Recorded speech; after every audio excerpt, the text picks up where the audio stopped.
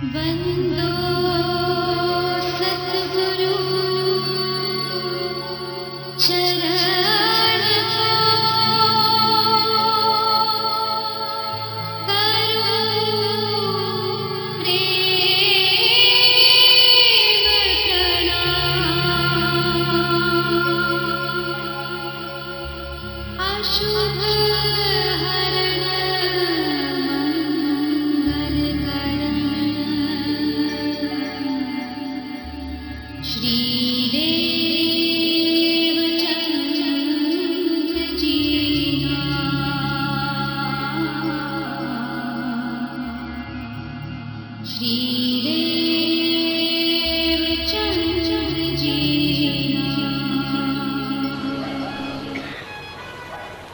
प्राणों के आधार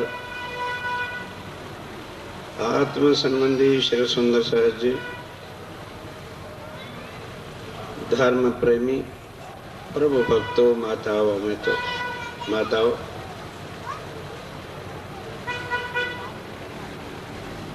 जिस धरती पर स्थान पर भक्ति रस में डूबे हुए सज्जन भक्त होते हैं,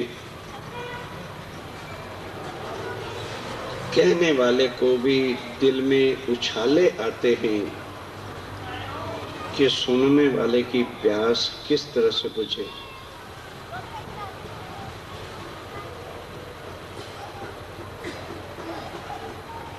कल आपके चरणों में मनुष्य तन क्या है, मानवता क्या है, और आज हम कितने उससे डिग्रेड नीचे गिर गए, वो बातें कुछ थोड़ी सी ग्रंथों के हिसाब से कही। यदि तो और कोई 2-4 दिन का प्रोग्राम होता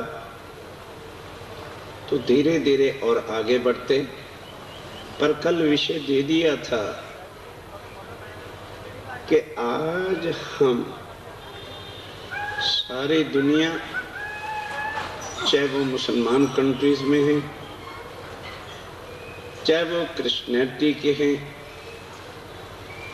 चाहे जापान और जर्मन के लोग हैं, चाहे पाकिस्तान और हिंदुस्तान के लोग,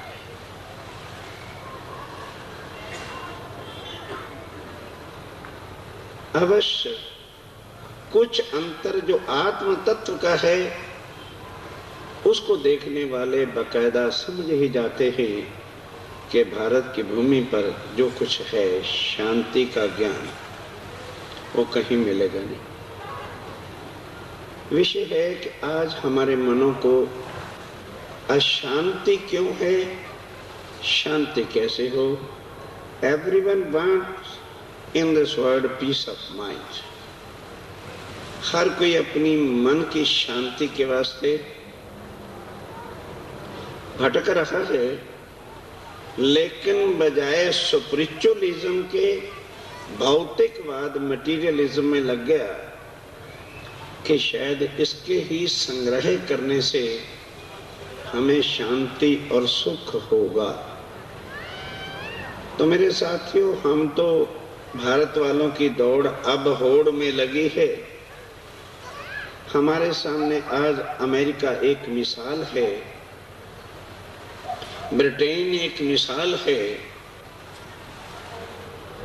धन की दृष्टि से।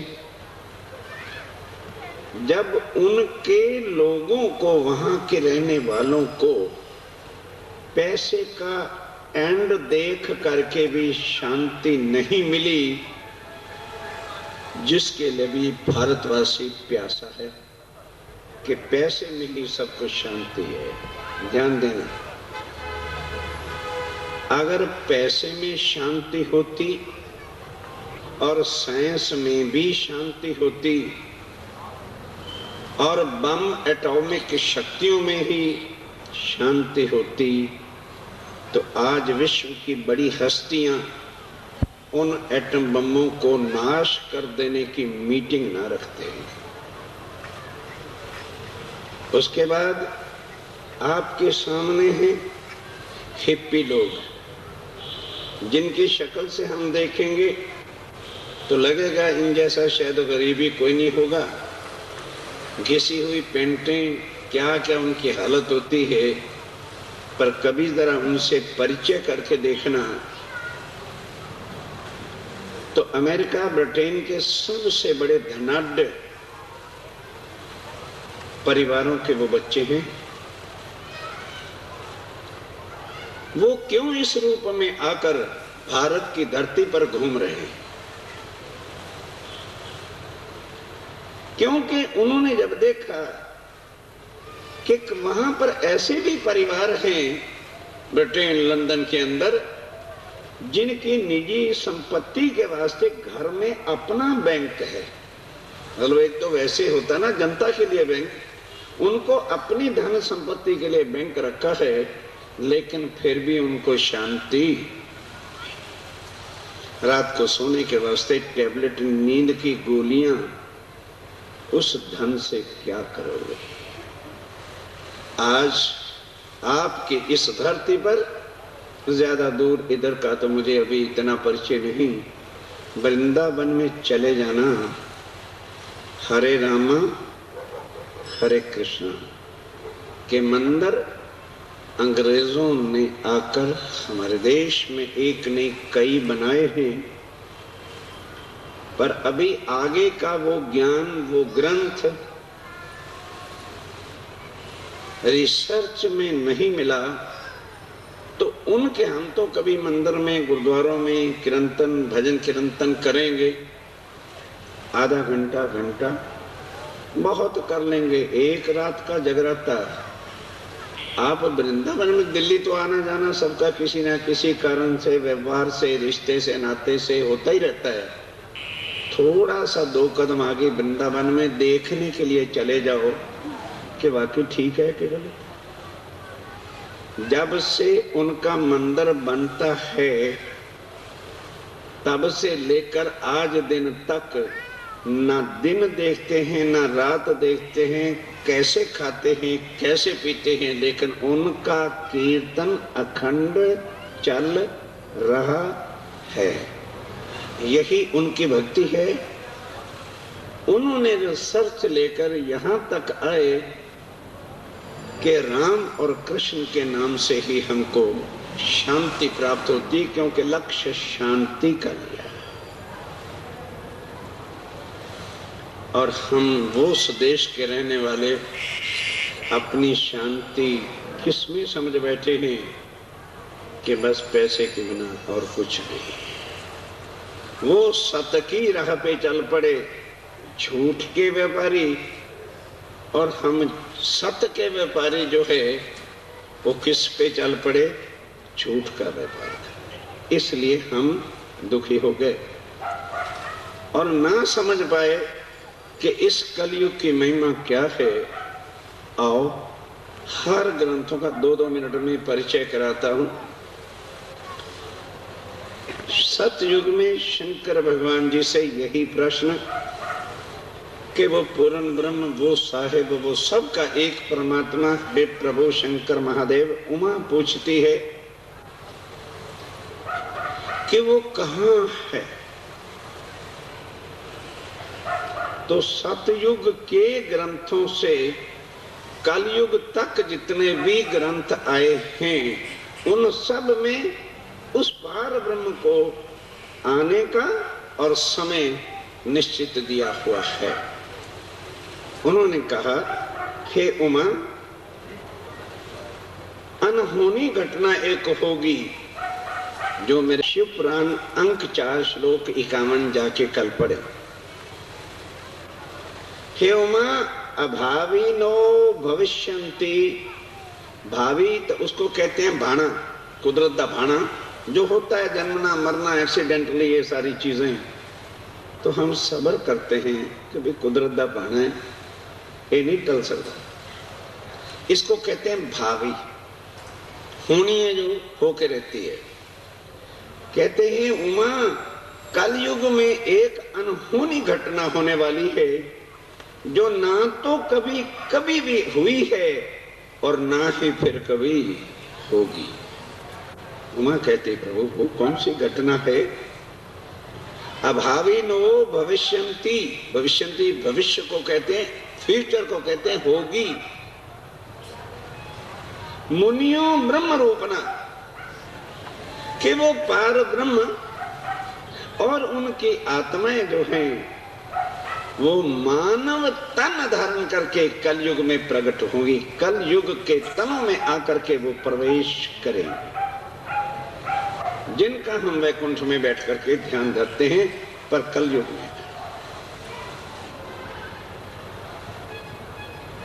तब उमा पोषित है प्रभु, जब वो आत्माएं और पार ब्रह्म सच्चिदानंद जो कभी भी असत्य मंडल में झूठ की दुनिया में अवतरित हुए ही नहीं, वो किस तरह से आएंगे, और मानव तन में यदि आएंगे तो उनकी कोई पहचान तो होगी।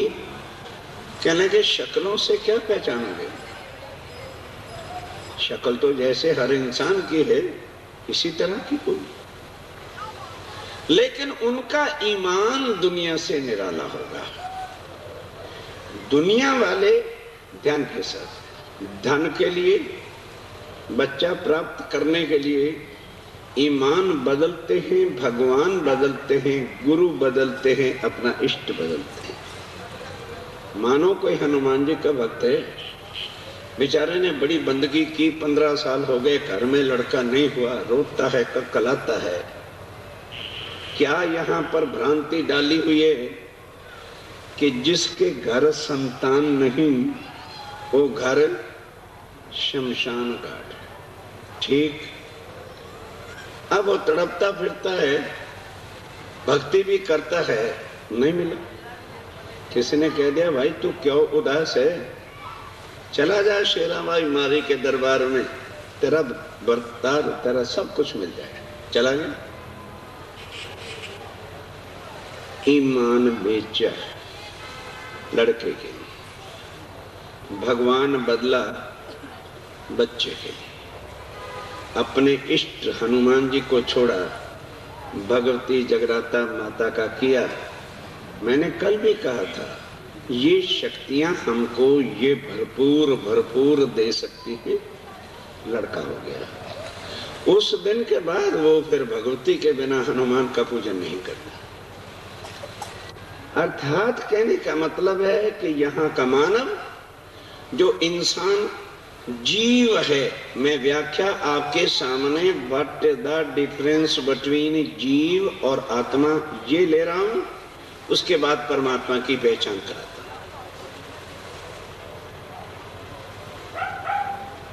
और होता है। इसके और दृष्टांत मिसालें देने की जरूरत नहीं, थोड़ा थोड़ा ही कह के पूरा करूंगा क्योंकि समय तो कम होता है, कहना काफी कुछ पड़ता है। तो वो जो आत्माएं जिन तनों में आकर के बैठेंगी उनकी पहचान यही होगी। शरीर उनके यहाँ के ही होंगे, शरीरों को उनके भी बुखार चढ़ेगा क्योंकि शरीर यहाँ के हैं। 5 तत्व के पुतले के अंदर आत्मा करके बैठेगी, तो शरीरों को यदि देखोगे तो हर प्रकार की चीज, बुखार, दारू, दवाई, दुख सुख में वो होंगे।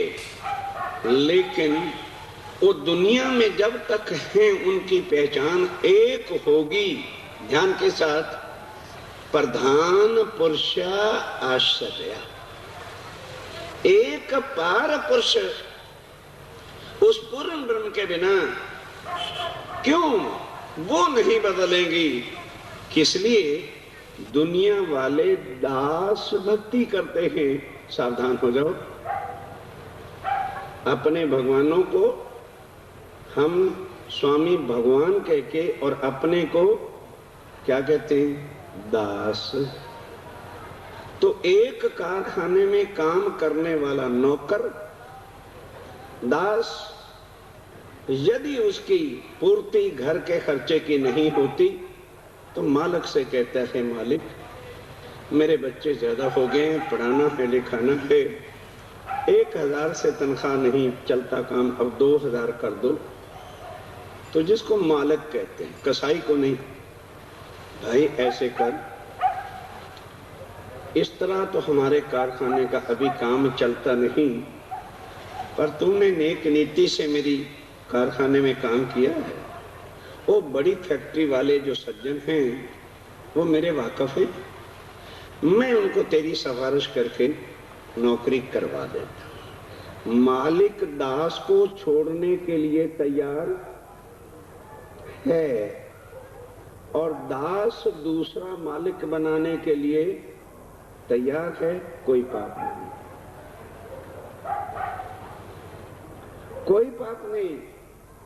लेकिन वो आत्माएं जिस तन में होंगी उनका नाता उस पार पुरुष के साथ उनकी दुनिया में पहचान क्या होगी कि वो अपने पास वो जो उनका परमात्मा पूर्ण ब्रह्म है वो उनको दुनिया में भी रहते हुए किस नाते से पालेगी कि वो हमारा खसम है, हमारा वो खामन है और हमारी आत्मा उनकी सुहागिन नार है।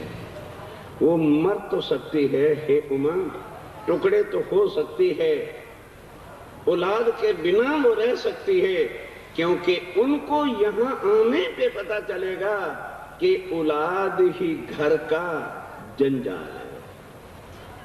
बड़े कठिन हैं ब्रह्म ज्ञान के शब्द, उनकी ये पहचान होगी। संकट उन पर भी आएंगे क्योंकि शरीर के रिश्तेदार होंगे, सगे संबंधी होंगे, उनकी मौत तो होनी, ये थोड़ा के तन भी अखंड होंगे, लेकिन उनकी विधि जो होगी वो पंडितों से कुंड भरवाने की ये नहीं होगी, केवल अपने ही मालक के चंदवाणी के वचनों से संसारिक कार्य करेंगे। अर्थात खुशी में, गमी में, जन्म में और मरण में एक अपने खसम प्रधान पुरुष पार पुरुष के बिना किसी का पूजन नहीं करेंगी। उमा कहती है क्यों प्रभु? कहने लगे अगर दुनिया पहचानेगी तो उस एक के बिना और किसी कोई पूजा के काबिल है। पूजा किस लिए करनी? पैसों के लिए? तो फिर ठीक है, जिसकी करते चलो। अगर आत्मा के लिए करनी है तो आत्मा के लिए पूजन उसी का है जो आत्मा का मालिक है, खसम है, स्वामी। तो फिर महाराज कुछ उनका ज्ञान क्या लगे ना वैकुंठ पे नहीं सुना सकता, क्योंकि यहां तरदेवा है, कोई और भी आ सकता है। और नारद का तो पता ही नहीं किस वक्त नारायण नारायण करके आ जाए, वो यहां पर सुनाने लायक ही नहीं है।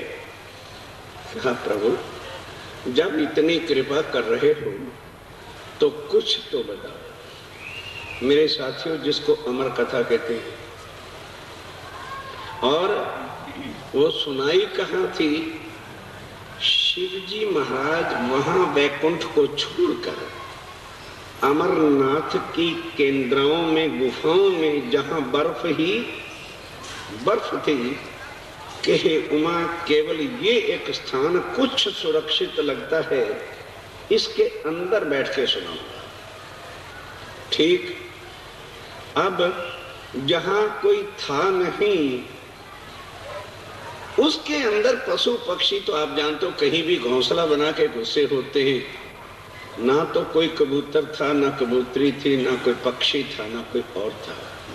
एक अंडा अवश्य था, वो तोते का था। अब उस अमर कथा को सुनकर जो अभी पार ब्रह्म की पहचान मैं आपको बताता हूं, सुनने को तोते ने जिसके अंडे में जीव था उसने सुनी, और जब पर ब्रह्म का वर्णन सुना, अंडा फटा और किशोर स्वरूप धारण करके सामने खड़ा हुआ। जहां से कौन पैदा हुआ? सुखदेव मुनि। आज लोगों ने उसको धंधा बना लिया। अजी अमर कथा सुन के एक कबूतर ते कबूतरी अखंड हो गए। असी कबूतर ते कबूतरी दे दर्शन करन चले। अब आप देखो कि कुछ तो सोचो भाई, जिस ज्ञान से कबूतर और कबूतरी अखंड हो गए, चलो उन्हीं का कहना मान लो, क्या उस ज्ञान की तलाश तुम नहीं कर सकते कि जिस ज्ञान से कबूतरी अखंड हो सकती है, तो क्या वो ज्ञान हम सुन ले तो हम उस अखंड सुख, उस शांति को, जिसके लिए फिर कुछ जप तप नहीं, सदा ही उस सागर में पार ब्रह्म की वो आत्माएं सदा आनंद ही आनंद की लीलाओं में रहती है, वो संसार में आई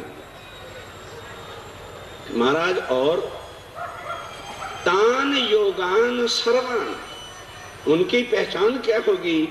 उनका जो ज्ञान होगा तोड़ने वाला नहीं होगा, उनका ज्ञान सबको एक करके एक परमात्मा की पहचान कराए। जो मानव उनके ज्ञान को सुनकर समझकर नाता उस मालिक से जोड़ लेगा, जीव सृष्टि उदाहरणम, वह जीव जन्म कर्म से बचकर छूटकर और भव सागर से पार कलयुग के में।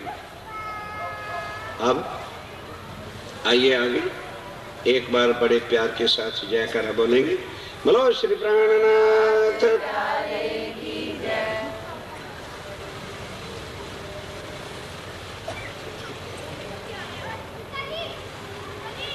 ये प्रमाण आपको कलयुग का शास्त्रों से दिया। अब आइए, रामायण से भी कल प्रमाण दे ही दिया था कि वो निजानंद स्वरूप जो है, जिसकी एक पलक के इशारे से तरदेवा क्या कहते हैं कि हमारे जैसे हजारों राम, हजारों महादेव, हजारों जो है देवी देवता बनते हैं और लय होते हैं। क्योंकि ये जो सारी दुनिया है मेरे साथियों, यहाँ का विधान है कि जिसकी उत्पत्ति होती है उसका लय होना है, होना है, होना है। और वो ग्रंथों में स्वयं राम भगवान ने भी कहा, और फिर कृष्ण ने गीता के अंदर स्पष्ट कहा कि मैं भी जन्मता हूं, मैं भी। अब इस गीता और भागवत को पढ़ने के बाद भी यदि कोई उस पार ब्रह्म सच्चिदानंद की पहचान या उसकी तड़प हृदय में नहीं लेता, तो बताओ फिर ग्रंथों में कमी क्या है? हमने जो पीस ऑफ माइंड, शांति का साधन ढूंढा, भौतिकवाद, मटीरियलिज्म लिया, जो दुख ही दुख का घर है। शांति, पीस ऑफ माइंड, सबर, सबूरी, उसके बिना कोई देने वाला नहीं। वही बात कुरान में पीरियड, समय, सब कुछ बताया। जब मोहम्मद साहब ने कहा, दुनिया वालों, मैं अल्लाह ताला के अर्श यानी परम धाम में उससे मिलके आया हूँ, ये कुरान में लिखा है। ज्यादा विस्तार कुरान पर इसलिए नहीं कहते कि सामने कोई मुसलमान भाई बैठे हों, उनको समझाने के लिए कुरान का प्रयोग भी करना चाहिए। अननेसेसरी वेस्ट ऑफ टाइम ही होता। एक दृष्टांत देने के लिए दो बातें कहूंगा। तो अरब के अंदर मोहम्मद साहब पर लोग पत्थर बरसाने लगे कि बेवकूफ, तू कैसे कहता है कि अल्लाह से मिल के आया है, जब आज दिन तक 1,20,000 पैगंबर आए हैं, किसी ने कहा ही नहीं, तू कैसे कहता है? कहने लगे, नहीं, मैंने अल्लाह ताला की अमरद सूरत देखी है और तुम्हें मेरे पर भरोसा नहीं है, तो अल्लाह ताला इस दुनिया में आने वाला है और फरदा रोज को आएगा। शब्द लिख लो, किसी को शंके हो तो कुरान को देख लेना। फरदा रोज उर्दू का शब्द फारसी का है, मीनिंग उसके क्या होते हैं? डे आफ्टर टुमारो, कल 24 घंटे, जिसको हम कहते हैं कल 24 घंटे के बाद होगा। तो अब अरब वाले, वो यहूदी लोग उस भाषा को अर्थ लेने लगे, क्योंकि हम लोग अर्थ निकालते हैं ना यहाँ। तो 24 घंटे के बाद वो उनके घर आ गए। फिर मोहम्मद साहब के दूसरे दिन कहने लगे, हजूर रसूल सल्लल्लाहु अलैहि वसल्लम बताइए अल्लाह कहाँ है? कहने लगे, भाई ये जो कल मैंने बताया है ये खुदा का कल है। तो खुदा का जो कल है वो कब होगा? ये सारी डिक्लेरेशन इसकी जो है कुरान में दी हुई है कि दुनिया के साल 1000 जब बीतेंगे, खुदा का एक दिन बीतेगा। और दुनिया के साल 100 बीतेंगे तो उसकी एक रात बीतेगी। 11वीं सदी जब पूरी मेरे मरने के बाद हो जाएगी, हिजरी सम्मत, उस समय अल्लाह ताला दुनिया में ज़ाहिर होंगे। और वो भविष्य पुराण में क्या कहा, उमान को जो अमर कथा बताई जाके, जिस कबूतरी के दर्शन करने के लिए जब वो सिंह सामने आता है, सुना पड़ा और टीवियों से आज भी रोम रोम उखड़ जाता है कि कैसे वो बर्फ का पहाड़ फटा, हजारों प्राणियों के प्राण चले गए। तो खोज करने गए बर्फों की कंदराओं में कबूतरी की, लेकिन जो ज्ञान शंकर भगवान जी ने दिया कि जो इस ज्ञान को सुन के अमल कर लेगा वो अखंड हो जाएगा। अखंड का मतलब ये नहीं कि ज्योत में ज्योत समा जाएगी, ध्यान के साथ, ज्योत में ज्योत, यहाँ जो हमारे अंदर जीव है वो जाके जब आदि नारायण में समाता है तो वो है ज्योत में ज्योत समाना, जो दशम द्वार से निकल करके उसमें जाती है। इतने इशारे से, क्योंकि अब ज्यादा विस्तार दशम द्वार उन चीजों का करेंगे तो वो फिर लक्ष्य रह जाएगा। वही बात क्या कहा कि हे उमा अभी सतयुग है, सतयुग के जब 17 राजा और राज कर लेंगे और उनके नाम भी सतयुग में बता दिए, उस ग्रंथ का नाम है भविष्य पुराण। और वो सारी अमर कथा लिखी कहाँ है? महेश्वर तंत्र में। जो सज्जन उस अमर कथा वाले ग्रंथ को पढ़ना चाहे, यहाँ पर आपको अवतार जी से, गांधी जी से मिल सकता है। पिछले साल नहीं था, इस साल कुछ साहित्य भेजा था, पढ़िए, तसल्ली कि भाई जब सब ग्रंथों में लिखा है तो क्या हमारी अकल ज्यादा है और ग्रंथ जो उनके हुक्म से अवतरित वाणियां होती हैं वो गलत है? तो समय बताया कि हे उमा, सतयुग के 17 राजा राज कर लेंगे तो युग बदलेगा, त्रेता युग आ जाएगा। त्रेता युग में 29 राजा राज कर लेंगे, दशरथ वंश सारा उसी में पहले से सतयुग में लिखा हुआ है।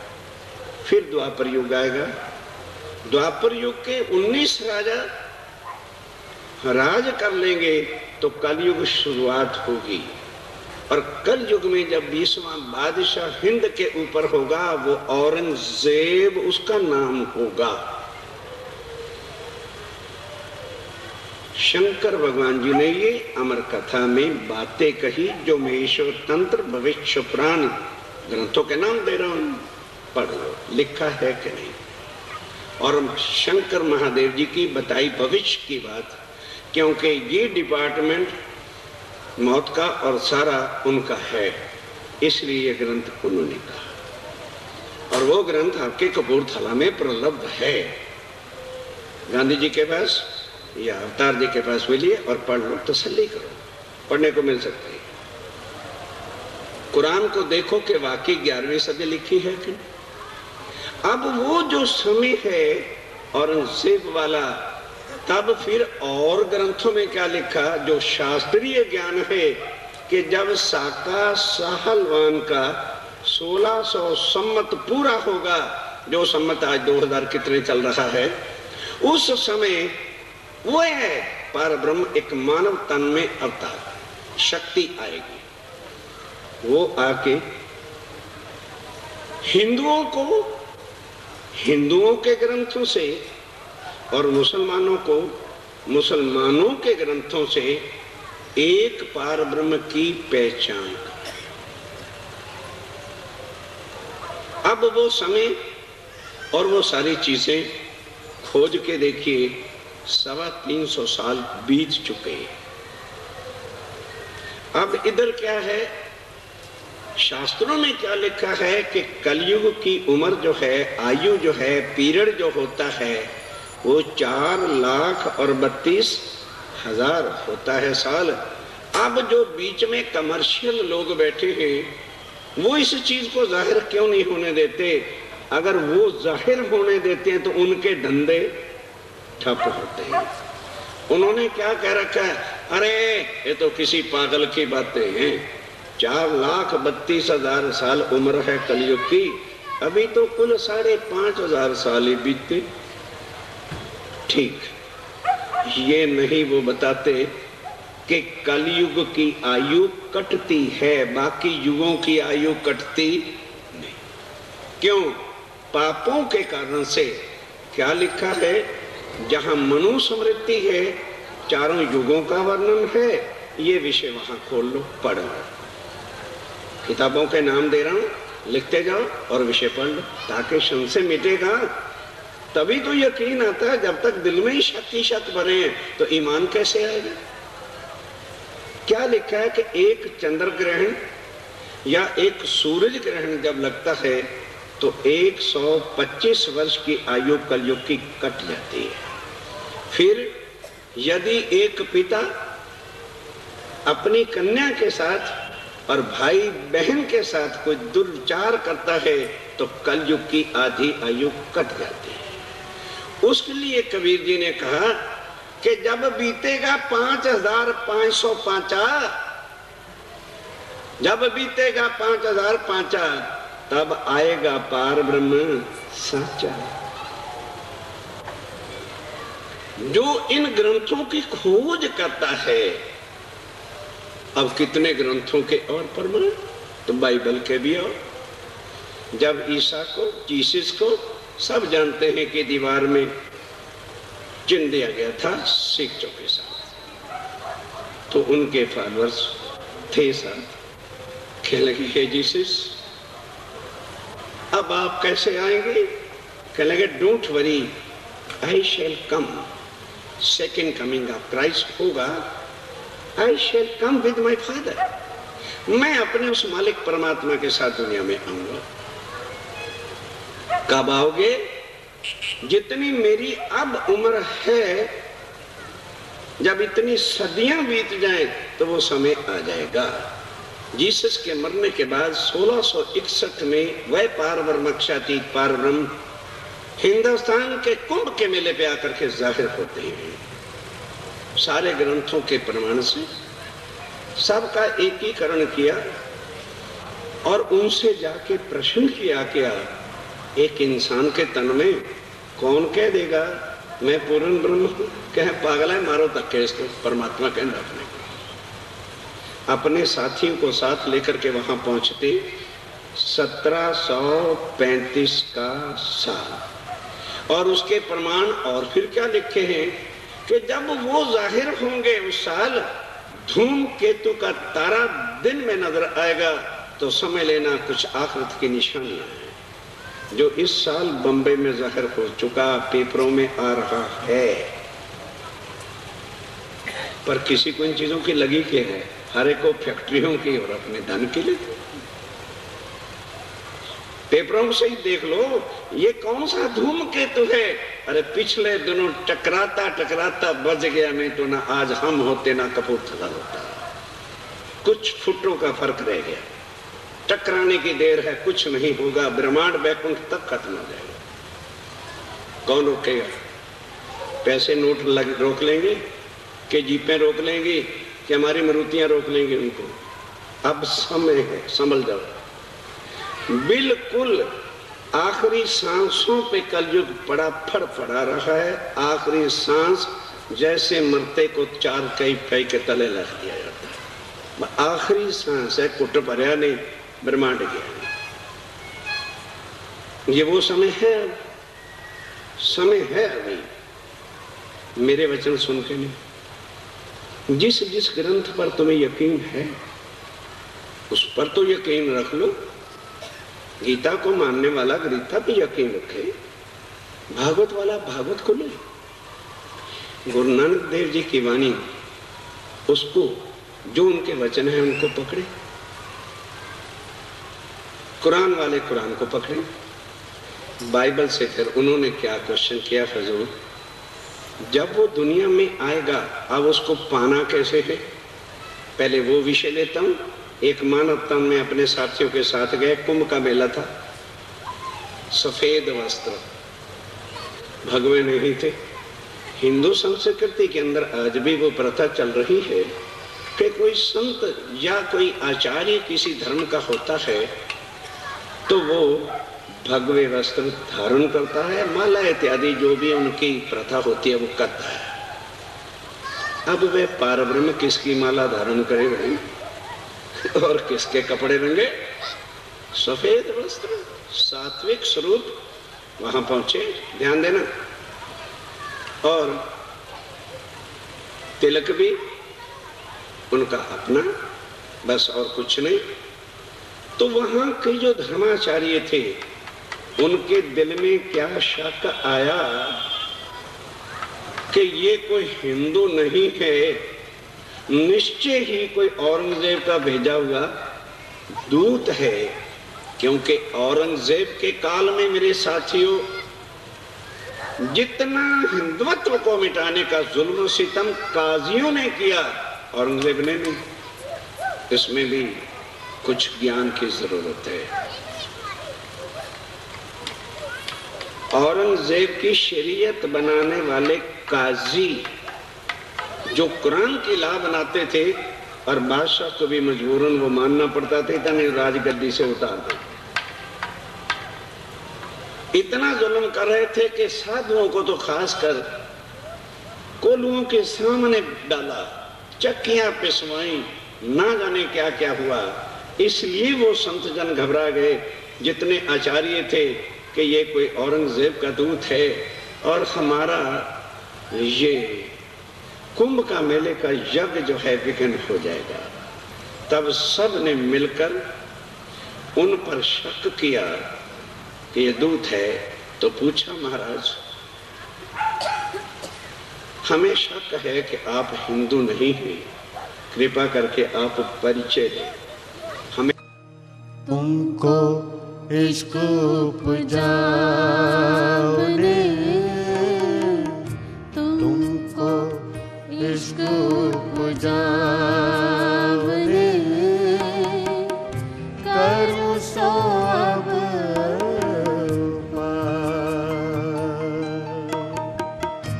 पूर चलाऊं प्रेम को, पूर चलाऊं प्रेम को, जो यही में छक छका। तुमको इश्क उपजा